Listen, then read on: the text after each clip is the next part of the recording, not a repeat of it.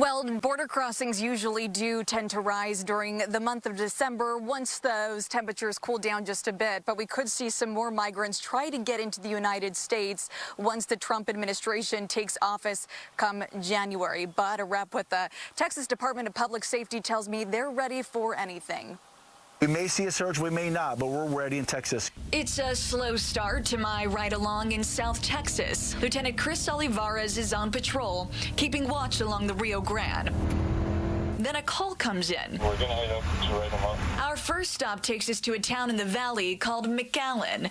3 men from Honduras and Mexico tried to climb over the border using this makeshift ladder. Their attempt fails. Their guide disappears back into Mexico and Border Patrol catches the men. That's one apprehension on a morning slower compared to years back. Right now in Texas, illegal border crossings are down 88%. Now that's in part because of what we've been able to do in Texas by placing physical barriers along the river, making arrests on those who actually commit state crimes. But with cooler weather and a new administration coming in January, preparations for a potential mass migration are underway. And even more so now, we're conducting mass migration response exercises. One of those exercises involves both Texas DPS and the state's National Guard, forming lines across vulnerable areas of the state's 1,200-mile border.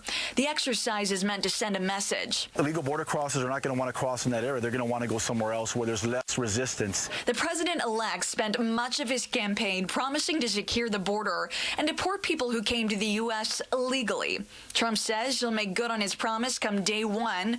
For Texas DPS, this change can mark a turning point. It's been very difficult for us as a state when we have our own federal government challenging us and protecting our own state, trying to secure the border, when that is a responsibility, is to secure the border and to protect our country.